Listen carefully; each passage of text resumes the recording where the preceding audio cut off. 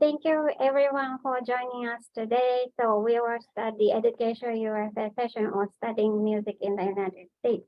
I'd like to welcome you all and thank everyone for joining us. Before introducing the speakers for today, let me briefly introduce about Education USA. So Education USA is a U.S. Department of State network of over 400 advising centers in more than 170 countries and territories. The network promotes U.S. higher education to students worldwide by offering accurate, comprehensive, and current information about opportunities to study at accredited post-secondary institutions in the United States. In Japan, we have 6 Education USA centers at the U.S. Embassy and Consulate. Education USA Tokyo is run by U.S. Embassy in Tokyo and Fulbright, Japan. Education USA Tokyo hosts today's session. If you have any questions regarding studying in the state, please contact Education USA near you. So today we have Dr. Salfen.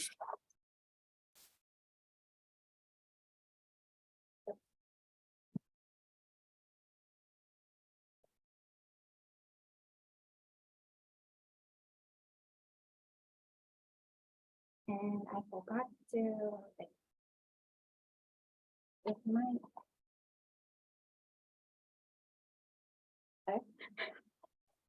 okay, sorry. That's why I did not working.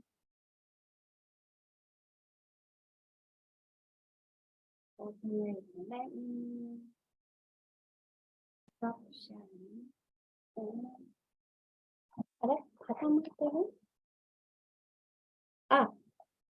It's working.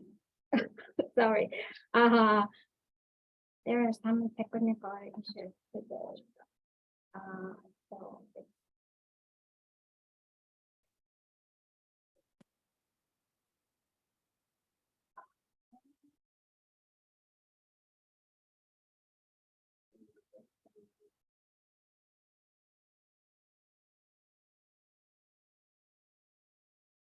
okay, I'm sorry. So we have Dr. Salfen here. So he will give us the information about studying music in the United States. So I will pass it on to you. All right, thank you, Chikawa-san. So hello, everyone. It's great to be here with you. Thank you so much for attending the session and also to our in-person guests. So I wish I could see all of your faces, but of course, this is a great thing to have the ability to speak with you, even though you can't be here in person. So today, I think what we're talking about really is some very general, very broad ideas that have to do with studying music in the US. Some of these things you may know already. Some of these things you may never have heard of before. Some of these things you may have a hazy understanding of. So we take all comers. So any questions that you have, as Ichikawa-san said, please feel free to just send them along. So I'll tell you a little bit about myself. Again, my name is Kevin Salfen. I have my first 2 degrees in composition. The first was a Bachelor of Music in Composition. The second was a Master of Music in Composition. And the third is a PhD in musicology. So for my doctoral degree, I went to the dark side and started studying music history because that was a passion of mine as well. I loved to write as well as to compose, as well as to perform. And so having that diversity of disciplines in my education background gave me a chance to do all of those things. Then you'll also see up here that I'm Associate Dean, which means that I get to help out with the running of the College of Humanities, Arts, and Social Sciences at my university. I get to support colleagues in the work that they're doing, and that's very fulfilling, very rewarding work, but I also have part of my time in the classroom. Then as well, Ichikawa-san was nice enough to put another of the things that I do on the slide. I'm also our campus coordinator for the Laudato Si Action Plan. The Laudato Si Action Plan is an initiative of Pope Francis. He has invited Catholic institutions all over the world to contribute to the sustainability crisis that we're facing. So each institution crafts its own 7-year plan and works on it to substantially concretely move forward sustainability issues. That's another passion of mine. And this is something that I'll keep coming back to across the course of this presentation, is that not only have I had a chance to be a composer, and I continue to compose, not only have I had a chance to do musicology, to write, to research, to publish, but also I've done other things. And I think this is actually one of the things that studying in the US is so good at, is preparing you for a great diversity of opportunities. So that can be intimidating. If you're a person who likes to do just the one thing and to do it extremely well, perhaps that isn't right for you. Not to say that you couldn't do that by studying in the US, but if you have interests in many different areas and are interested in synthesizing them or interested in exploring them and see how they talk to one another, then I think studying in the US can be very rewarding. So we'll talk in a little more detail about each of these points now. So Chikawa-san, if you could advance. Thank you. So why study in the US? I have three major points up on this slide, and these are also, I think, reflected to a certain extent in the FAQ that you've received. So the first point is diversity. This is, we're told that diversity is important, but also I think in my own life, I've come to feel that this is one of the most rewarding things about how my education has unfolded, is that I've met so many different people. I'm here in this room today in part as evidence of that. So I've studied in England, I've studied in Japan, of course I studied in the US, all as part of my education in the USA. So I think one of the things that's so great about studying in the US is that you meet so many different people who do so many different things. But also I say here all kinds of diversity, and that can mean disciplinary diversity, but it can also mean ethnic diversity, national diversity, any of those kinds of diversity. You can find that in the US. So I think that's a good reason to study there. Then another thing is innovation. I think anyone would have to agree that some of the key leaders in music as a global industry have either been born and trained in the US or trained in the US, came to the US from elsewhere. So the music industry is thriving. Much of the world responds to the US music industry. That's not a universal thing, but certainly the US is an important factor in the global music industry. So innovation happens there. So if you want to be at the forefront of innovative music development, the US is a good place to be. And then another thing that I mentioned here is innovation between disciplines. So multidisciplinary or interdisciplinary is certainly a buzzword that gets thrown about a lot, but you can see it in my own resume. I'm working in sustainability, and I'm working in composition, and I'm working in musicology.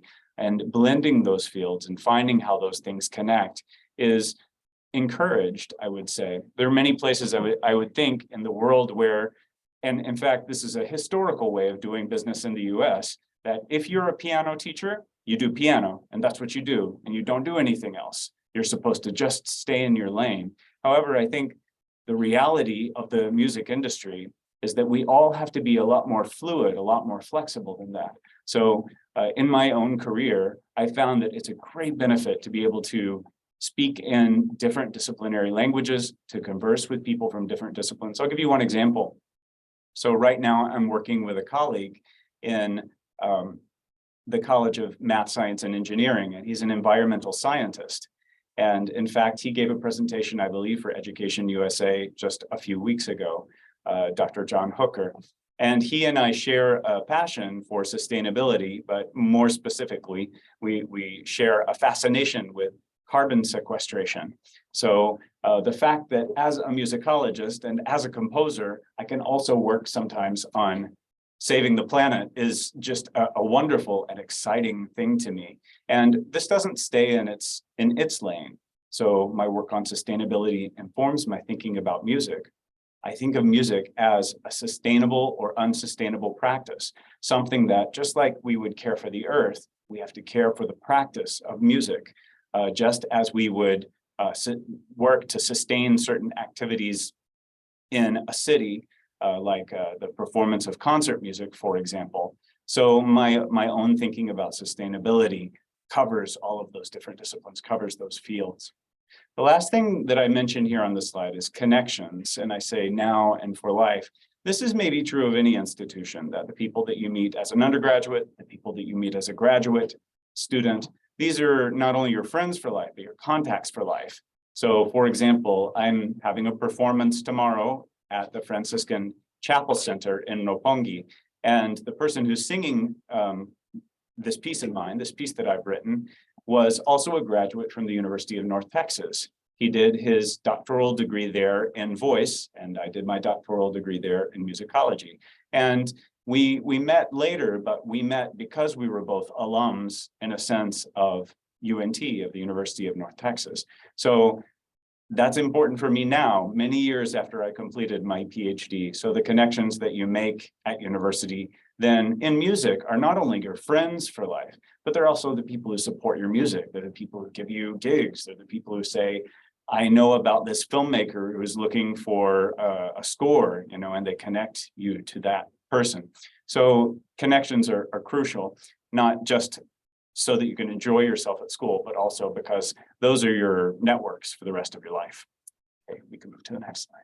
So I give you a couple of photos from my own journey in music thus far, and they're all actually from the last few years. In the upper part, we have a choral residency that I did at Ripon Cathedral with this choir here, St. Luke's Episcopal Choir. And I love choral music.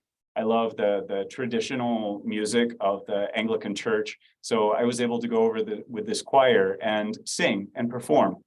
Now, when I was going through grad school, I had some musicologists, some sort of old-fashioned musicologists who were great teachers and wonderful minds and brilliant people. But they had it in mind that, like, if you were doing musicology, you really needed to be in the library and you needed to be working chiefly in your research area.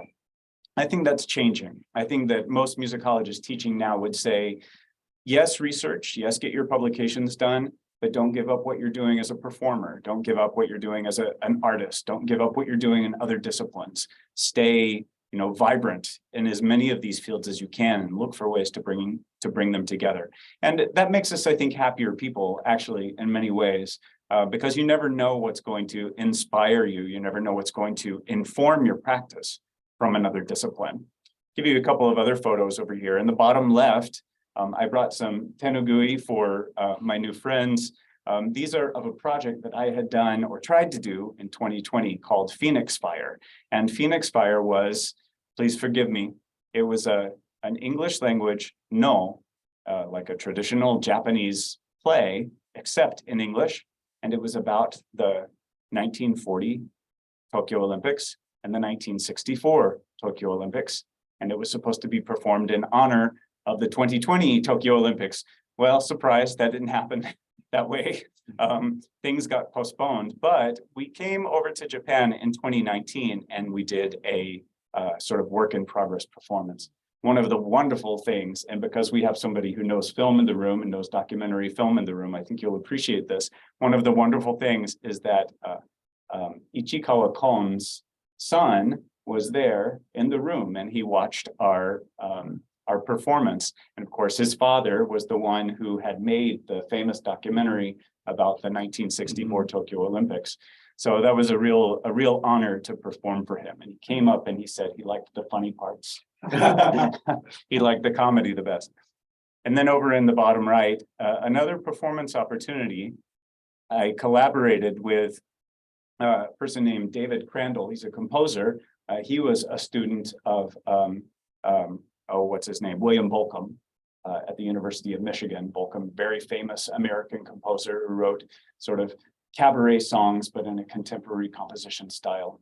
A wonderful composer. So he studied with William Bolcom, but then he went to Japan in the 1970s and studied with the Hosho School of No as an apprentice, and he was going to enter into the professional track, which is a very rare thing for non-Japanese to do. But he and I worked together on a score called In a Memory Palace, which is about migration, and it's about memory and memory loss. So we worked together on this piece, and we brought over a Japanese daisho, a Japanese otsuzumi and kotsuzumi player, and then we had a chorus of my students at the University of the Incarnate Word playing. We had a German cellist and a South Korean pianist. So this is the kind of both diversity of content, diversity of topic, and also diversity of performers that I think characterizes a lot of work that goes on now in the arts. So the more that you can put yourself in that world, the more that you can meet a diversity of people from different places. I think the more you set yourself up for success, or what does success mean? I'm not talking about financial success necessarily, but I am talking about success as a person, something that fulfills you, something that makes you feel like this is a good path for me and I'm growing in the right way. So yeah, can move forward. This is a little more technical, but maybe will be helpful for some of you. And there were some questions submitted in advance that suggest that these questions would be good to address. So there's a question about whether it would be best for someone to study at a conservatory or like a four-year undergraduate institution in a department of music. This is a great question. So really always with these questions, the answer depends on what do you want to do in your life?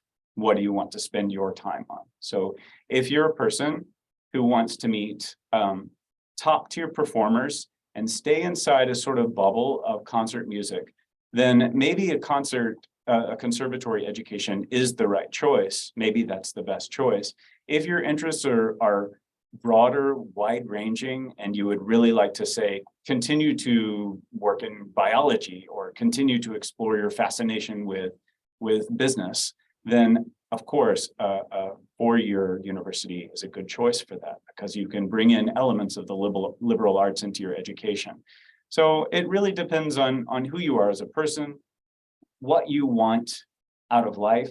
And that's an easy thing to say from this side, but when you're still figuring it out, those questions are really hard to answer.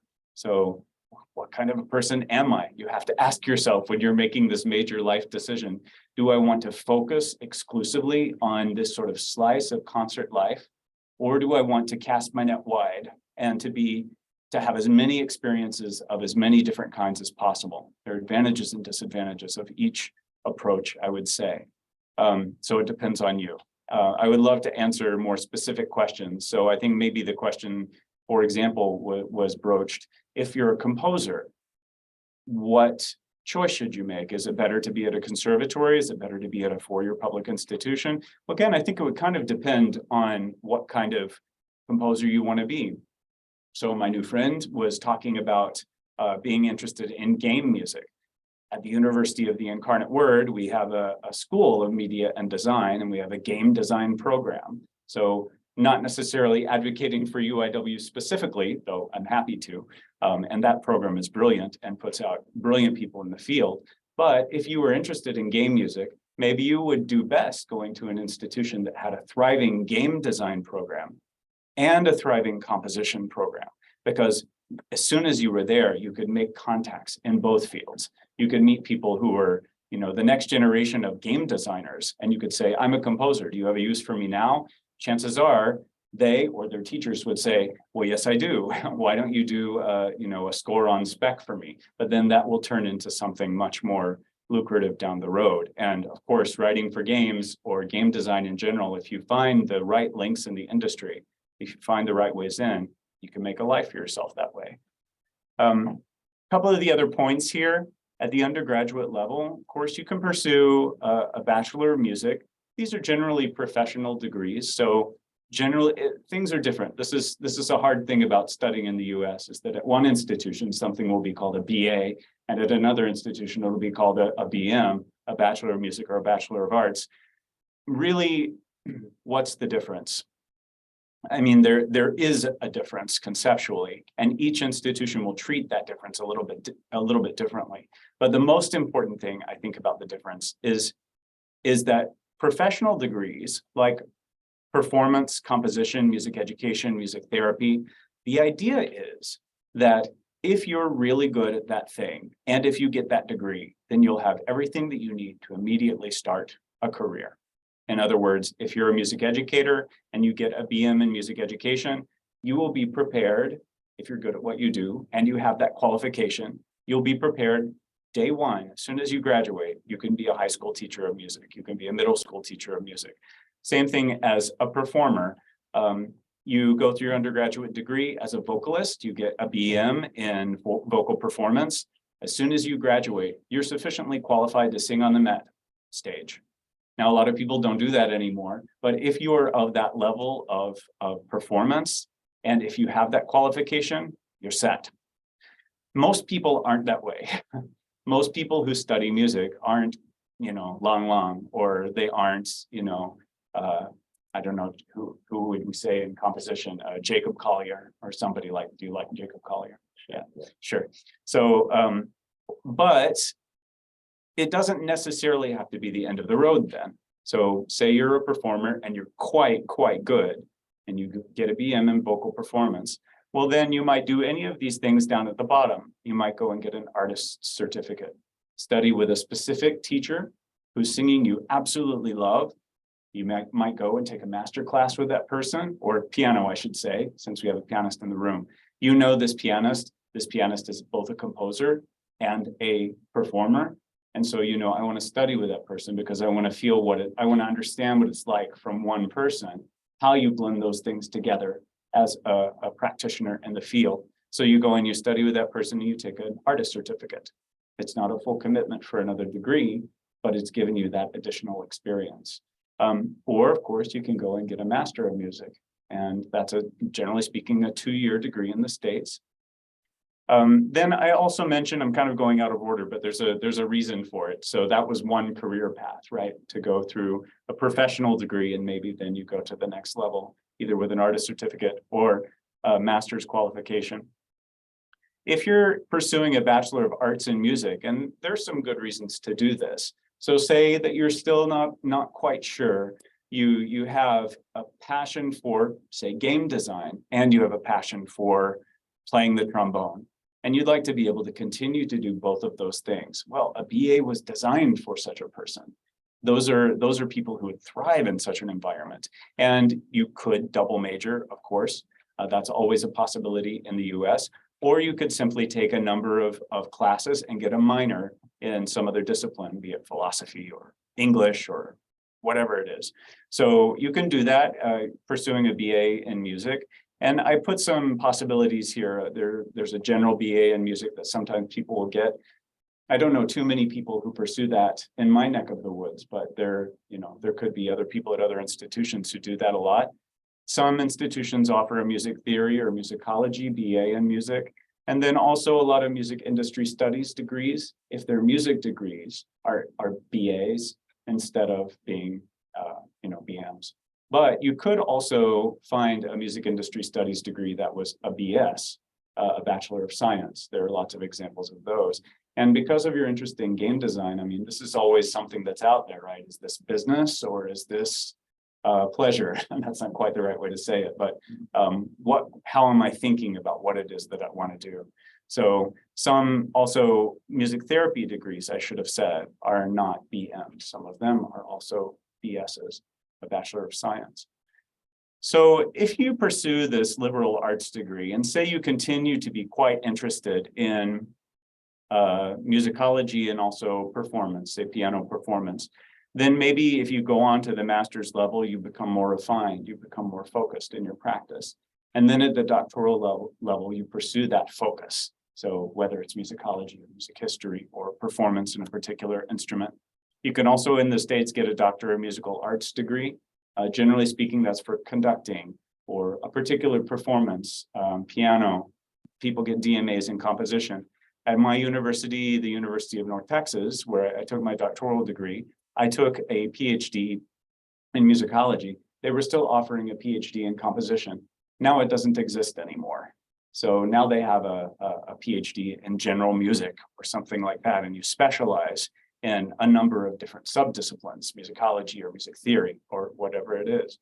So that's kind of a couple of different paths through this list of qualifications.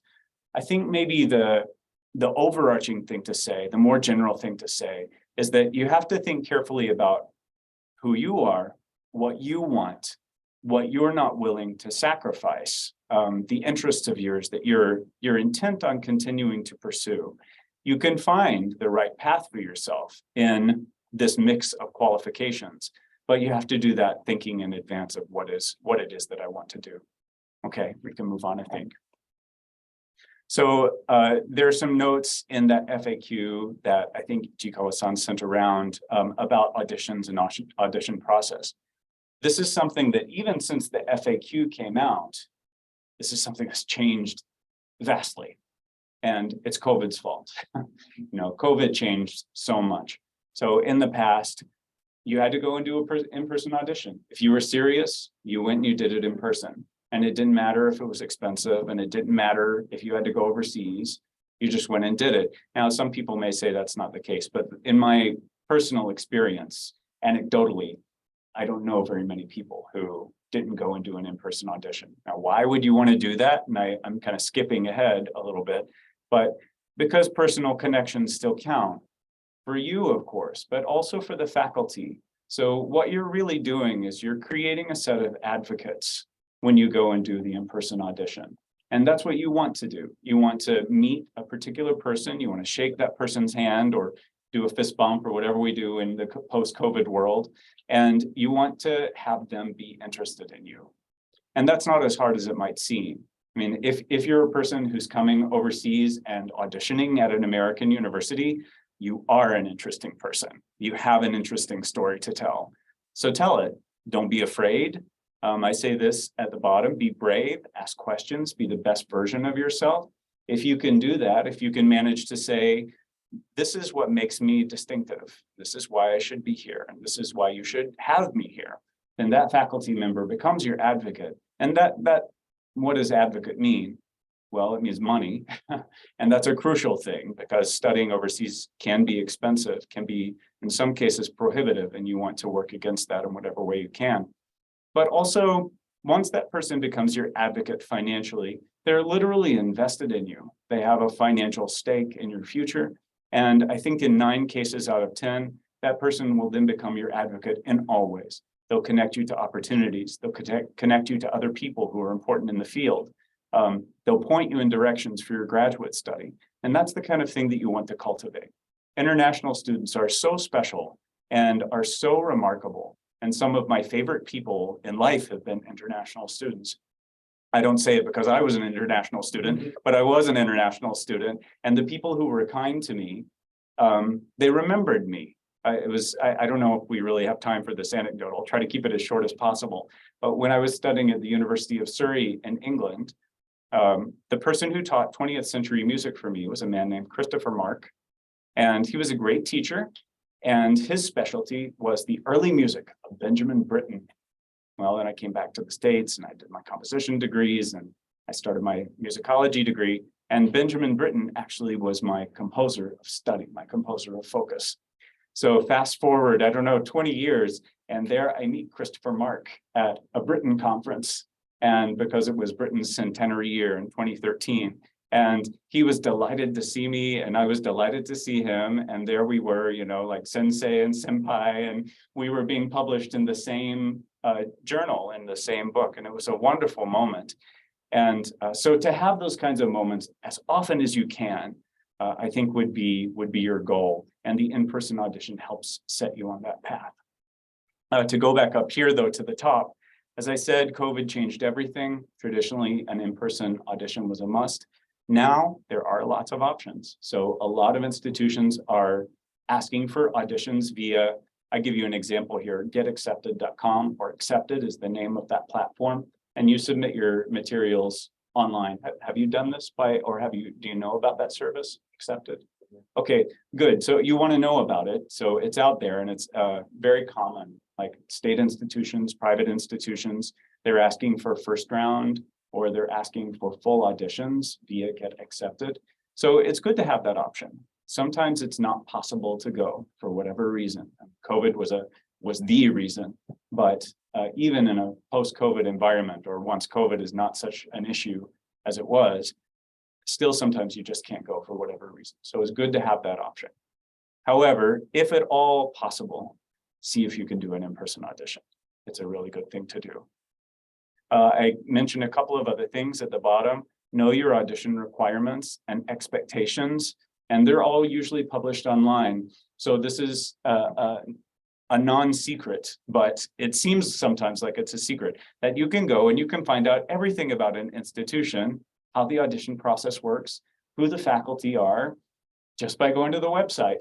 And yet, so many times, even very good students who come and audition at a program haven't done that essential work, but it is essential work. And I would recommend for any student, if you're going to make the effort to apply at an institution, you probably are making a financial investment, even if it's a online application, you probably had to submit an application fee. If you're going to make that investment, figure out who's there, because you may start researching. I'm not picking on Harvard, but it's easy to pick on Harvard. So let's pick on Harvard. So say you're interested in Harvard conceptually. Oh, I want to go to Harvard. People say that kind of thing. But then you actually take the trouble to look at the faculty and you realize that on the piano faculty, at the time that you're looking, maybe different in 10 years, but at the time you're looking, there is no one who is interested in game design and piano. However, at this other institution, which is not Harvard, but it's a good institution, there is the perfect person, the person who would transform your practice. And you've done that work, and then you know this is the institution that I want to apply for. Now, ideally, you want to find 4 or 5 of them. And maybe they all have different shades, but ideally you want to have, I think, well, I say 4 and 5, like it's a magic number. It's not. You could do 3 maybe. But I think once you start to get to 6 and 7, it just becomes too much to keep track of. And also, you can't possibly filter through all of the information that you're learning about the faculty, for example. I want to make sure that I'm respectful of everyone's time. Are we okay? Yeah. We're still okay. Okay. So then the last point, which I made already, but I'll make it again, to be brave. I think this is another thing that happens a lot in the in-person audition. You feel like you're in the Tokyo subway. You know, you feel like, okay, I just have to kind of cordon myself off and be on my phone or look at the ceiling. And if I do that, I'll be safe and I'll get out and I'll get to where I need to go. But the in-person audition is not the time for that kind of thing. It's not the time to just run through the system or be run through the system. So be okay with stepping outside of that and going up to a professor and saying, I looked online and I saw that you did this, and that sounds really interesting. Could you tell me about that? Or I'm also interested in that. Make a personal connection, take a risk, and it will pay off so often. So that's, I think, an important piece of advice, and I hope that people will act on it. I think we can move to the next one. Okay, so what to do now? Some of these things I've said already a little bit or anticipated, but I'll go through them again just because that's the completest in me. So first of all, you have to find a place that supports your interests in music. Your interests in music are unique. If we had, not just Finley, but 18 people in the room, 18 musicians, they would all be wildly diverse. They would all have wildly diverse interests, and there would be probably different institutions that would be just right for each one of them. It wouldn't be the same one. So my advice is always really take the time to research your institution. Look at who the faculty are, see what they've done, see who they studied with. Now, I don't know if this is of interest to anyone except me, but maybe a composer will appreciate this, that I found out a little bit later in life that my composition teacher's teacher was Howard Hansen, and the other composition teacher that I had, her teacher was Krzysztof Penderecki. So like in my composition ancestral tree, there are these 2 extraordinary composers. And as I've gotten older and I've thought about my teachers' styles, Martin Mailman and Cindy McTee, and I've thought about what did they take from their teachers? How is that present in me? There's a kind of genetic link, that goes through that. In whatever field you're studying, whether you're a music therapist or whether you're doing sound production and design, or whether you're a pianist. Of course, I say that about pianists. All pianists know that because, every pianist can say, like they have the family tree on their wall and they say this person studied with this person, and that person studied with Liszt, and it always goes back to Liszt or Rachmaninoff or someone. So it matters. The teacher matters. So go to a place with a teacher that's right for you. Then, as I say here, connect with faculty and the international office before your audition. So it's a really useful thing to reach out to the international office, to international support at the universities that you're interested in, to see if there's special things that you need to do, and just to put you on their radar. Because there might be special resources that they would either send you, or they might say, we know that this has been a problem for previous people who are making an application. Make sure you do it this way. So those are things that you want to watch for. I said this before, but it's good to have a range of options. I think it's not a good idea to go overboard. I know a lot of like very well-meaning Uber students, I don't know exactly what to call them, but students who are extremely talented and extremely smart, and their parents are also extremely talented and extremely smart, and oftentimes in academia, and they seem to apply for 20 institutions. I really just don't know how they do it. I know but it's too much to keep track of. I mean, you can have a table and you can say, okay, here are the pluses and minuses and all of those things, but I think it's hard to create personal relationships with 20 institutions. And it's much better, I think, if you can narrow it down and really find the people who are right for you. It's my advice. Other people might really disagree with that. Prepare for the diagnostic exams if that's an issue where you're going to apply. Usually this is only in music theory. I don't think most undergraduate granting institutions have a music history exam for incoming undergrads, but they'll almost all have an exam or diagnostic tool for music theory. So I have a feeling as a pianist, you probably studied theory, and theory wouldn't be an issue for you. But it depends on where you go, and some things can surprise you.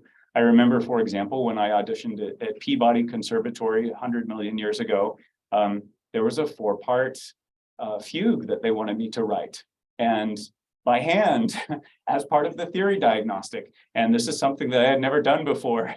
I mean, after I got graduate qualification, I probably could have done it, but at that time I was just like, you want me to write a 4-voice fugue on the fly in my diagnostic? Does that surprise you? Yeah, that surprised me too. So then also, if TOEFL or SAT is an issue for you, make sure you know the requirements. Just don't be caught by surprise. So these differ from institution to institution. The last thing, which I think was an excellent piece of advice in the FAQ, is to think about pre-college summer programs. So these exist in composition, these exist in performance. Of course, you can go to some of the major named ones, but also many of the institutions that you will consider studying at also have summer programs that they offer. And some of them now in a post-COVID era take online students. And so it's not necessarily a matter of going and living in a place. For example, if you're interested in a composition camp, some of those have been convened online in the COVID era. So those are some sort of general pieces of advice.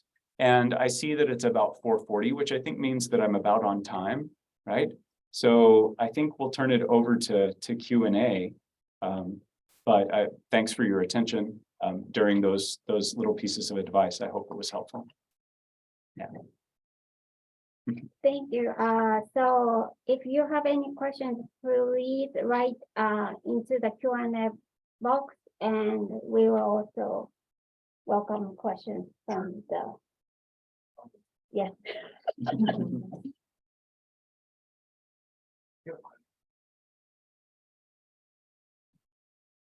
Okay. So I have a question. So you mentioned that for like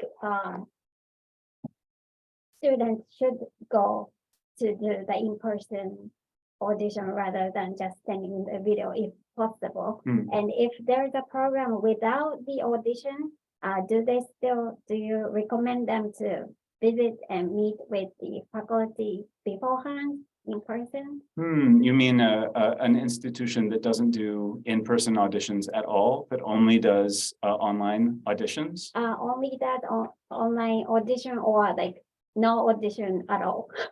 Yeah, I think it would be quite unusual. All of the music programs I know in my area require the audition as part of admission. Do you know of some that don't have an audition process? Well, for like, say like for the fine arts program, like they sometimes don't require the Oh, yeah, I see. so on. So I just wonder. Right. So yeah, I think there could be exceptions. So I'll give you one that comes to mind. If, for example, you were pursuing a BA and it was a musicology degree or music history and literature degree is what they're often called at the undergraduate level. And you weren't trying to get money for playing an instrument or singing, no scholarship money, you were trying for that, then maybe you wouldn't need to go in person. But I think that would be a rare situation, especially because most people who are coming from abroad to the States are probably not pursuing music history and literature. So I think, yeah, in most cases, it's still really important to meet people. And again, if it's not possible, it's still possible to meet people through email or to ask for a Zoom conversation. And I think most faculty at institutions who want to have you there will be happy to have a Zoom conversation. Yeah. Thank you.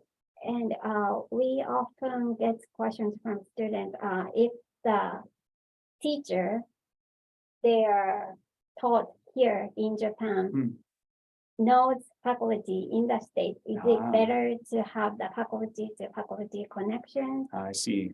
Yeah. Well, I'm never going to say no to that. It's always good to connect in that way.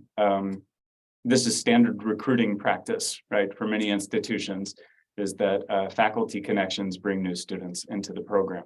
And that can be fine. However, the only thing I would say about it, and it's not to disrupt the system that exists or to cause anybody trouble. However, I think if you're on the student side of that, and there are people above you in some other realm who are controlling your fate and controlling your destiny, maybe it's good for you, and maybe that's what you need. But there's some students for which that maybe rubs against what they really want to do in an uncomfortable way. So that's a really touchy issue.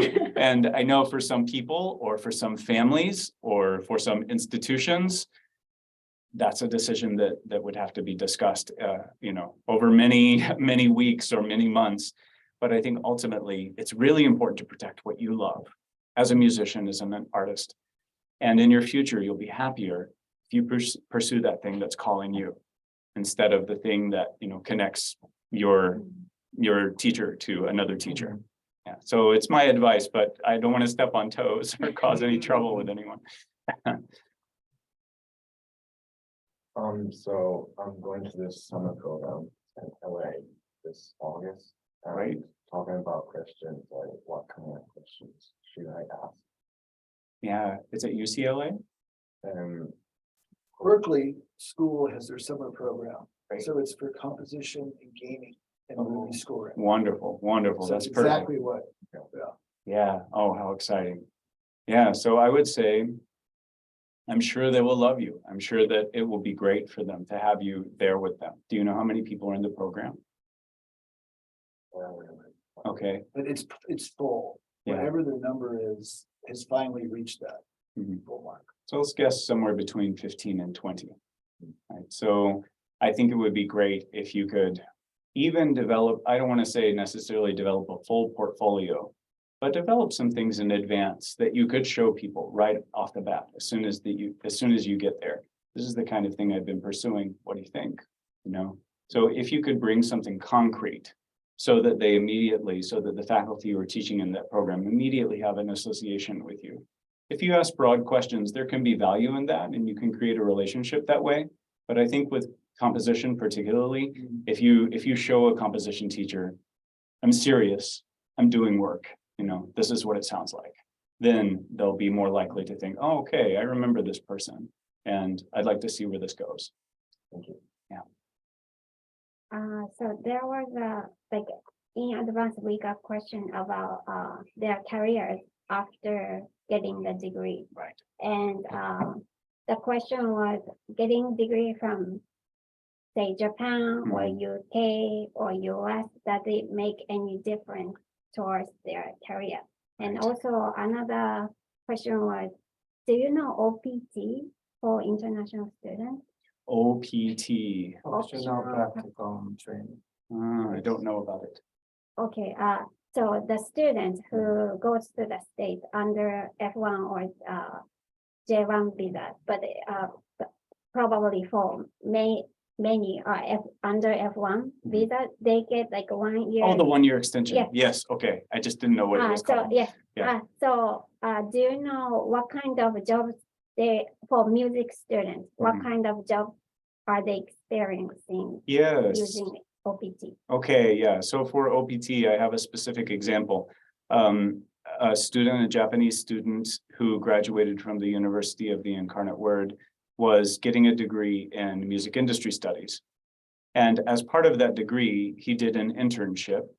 And then he spent his OPT year working for that same company that he did his internship with. So very often, if you have an internship, for example, in music therapy or in music industry studies, that can immediately turn into a job. And so, yeah, it could at least last the year, or if your situation changes and you decide to do a graduate qualification, for example, then perhaps you can continue to work for that company. Yeah, so there's an answer about that. In terms of the other question, I think here it really matters, again, what your career goals are. So if you want a career as an international superstar and you want to play concerts all over the world, well, a good piece of advice is what institutions did those people who are doing that already graduate from? So I think it's always best to sort of like follow that paper trail. Find the people who are doing the thing that you want to do, see where they got their degrees, and is that right for you? So you can kind of work backwards from the career to the qualification or to the institution or even to the teacher in some cases. So that's much more practical advice, but it's something that you can do. You can find out where these people got their degrees, and that can help you decide. So I think you already answered to this question, but I will ask again. Okay. The participant asked, as a mother of a teenage daughter who is into piano, very concerned about her future career after graduating from music school in the States. Yeah. What would be the most common career after university for international students? Yeah, it's a great question. And here again, I think it really depends on who you are. It's so hard to give one single answer, but I'll give you a couple of examples. So for example, our instructor of piano at the University of the Incarnate Word is South Korean. She took her doctoral degree in the United States, and now she teaches permanently in the US, and totally brilliant and amazing and extremely talented pianist. But she took her undergraduate qualification in South Korea. So she just did her graduate study in the States, if I'm remembering correctly. So I have another friend who took her doctoral degree in viola at the University of North Texas. And now she is based in Japan, but she plays all over the world. She plays early music in Europe, especially, and she plays early music in Japan. So it really depends on what you want to do, what you can see yourself doing in life. And you may not know that at this point, especially if you're in high school and you're studying piano, you may not know, do I want an international career? Do I want to travel a lot between, say, the US and Japan, or do I want to be based in another country? Those are big questions. Those are big life questions. Going to the States and seeing what it's like and seeing what life feels like there and what music practice feels like there. That can answer some of those questions for you. The other part of that, we should be honest about it. There are many, many instances, well, how many, I don't know, but there are many instances of people coming to the States and studying there and thinking, okay, now I'm going to apply for, say, academic jobs in the US. And they go through a few rounds of those for a few years, maybe in their OPT year, and then they don't get a job. And so they go back to their home country, whether it's Japan or somewhere else, South Korea, and they can never break back into the US academic market. I've seen that before, and I don't know, are those people disappointed, or was that just one optional path for them? And instead of going down that path, they went down another path. It's hard to say. There are no promises about working in another country. So for example, for a long time, I had it in mind, I would love to live in England. I would love to, because Benjamin Britten was the composer I had studied. And so I applied for a couple of jobs associated with my composer. and I didn't get them twice. And I won't tell you the details, but I don't know if they made the right decision. They made the right decision. I'm sure they did. This is being recorded, so they made the right decision. However, I felt very disappointed because, of course, I would have loved to live there and would have loved to do that. But my life is fine. Actually, I ended up doing wonderful things and meeting wonderful people and making lots of connections down a different path. So if you go to the States and you have your heart set on continuing to work and live in the States, that may happen, and that would be great, and it does happen. However, you always have to be prepared for the possibility that there's something that's beyond your control, that's out of your hands. And so you have to be okay with that. It can't devastate you. You always have something important to do in life, even if it's not what you thought you might be doing. Okay, so there's another question. So are there any difference in study content or career path if he or she study in US or elsewhere, such as Australia, UK, or European countries? Wow, very interesting. Yes, there are differences for sure. Some of this information is outdated probably, and some information I don't know. I've never been to Australia, which is a shame, but I'd love to go to Australia. I've never been there. I lived, of course, in the UK, and I visited there many times for research, but I don't know if they teach, for example, hip hop. I don't know if there's a hip hop history class in the UK. There are at many institutions in the US now. I don't know what game design looks like right now in the UK, but I know there are many game design programs in the US. So, and I don't know how it is in Japan. I don't know if, for example, does Gaidai have game design? I don't know. Yeah, well, it's an interesting question. Will this change in 20 years? Maybe so. So right now, I think if you're interested in some of those more absolutely contemporary, at the very edge of practice, musical things, then the US is a good place to study. For example, I heard, I hope I get it right. Maybe I shouldn't say the specific institution.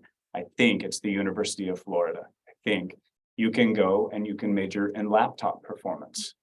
And that's something that would never have occurred to me when I was an undergraduate student, but there are lots of people, of course, in the contemporary world who play the laptop, and they're clicking through, Ableton or whatever software they're using in real time as people perform. So now there's training in that, and you get your qualification in that. So I think those things are possible in the US. Yeah, there's that kind of innovative possibility. Thank you. So another question. What should be careful when people apply for musical majors? What are the most common mistakes? Common mistakes, yeah, in making an application. So if you're worried about practical mistakes, I would say contact the international office. They should help you and they should be your advocate always. And if you find that at an institution that international office is not helping you, maybe they don't deserve to have you as a student. They should help you. They should be watching out for your interests. And so I think that's important. If your question is about practical things like, am I making a mistake? Reach out to the international office. If you're talking about music, I wonder what a mistake looks like in music. So here's one mistake, and I mentioned it already, but I'll mention it again. I think one mistake is not distinguishing yourself, especially if you're taking all of the trouble to do an in-person audition from another country and you're going to the US. You need to distinguish yourself. Make sure that people know who you are. Again, go up to them, shake their hand, ask an interesting question, present some material to them, show them what you've done. Make sure that they connect that this person is very interesting and they have an interesting life already and they have an interesting life ahead of them, and that life might be here. So that would be, I think, a major mistake, is not to distinguish yourself if you're going to the trouble of an in-person audition. Thank you. So we are about the end of time. Do you have any additional questions? What's the school for commercial? Oh, what's the score for TOEFL? I think it differs from institution to institution. So just, I'd say check, and all of those things will be published on every university website. They don't hide that information. Do you find there's a difference, like, for instance, if you're applying, I know because my nephew's an artist and he went to a number of schools specifically for art. I don't know if music's the same, but for instance, if you're applying to conservatories, what is the emphasis when they accept students, as opposed to apply to UCLA, you still have general requirements for entrance. Yeah. You may go into the music department, but I was just wondering for conservatories. Yeah, your core is really going to define, I mean, your life, right, at an institution. Yeah. And at a liberal arts institution, your core touches all of those different Yeah. subjects. And at a conservatory, your core is much more focused. So who are you? What do you want out of this experience? And then I think you can choose which path. So their emphasis is more on performance, skill-based as a conservatory. Skill-based, theory, music history, those sorts of things. Yeah. Okay, Okay. so, but we still have 2 minutes, but, but well, thank you so much for your great presentation. And thank you so much for answering to all the questions. Of course. Thank you very much for joining us today. So EducationUSA had a lot of exciting events coming up. So please check American Center Japan website for more information. And if you have any questions, please do not hesitate to contact EducationUSA near you. So this concludes the webinar. Thank you all for attending. Thank you. Thank you.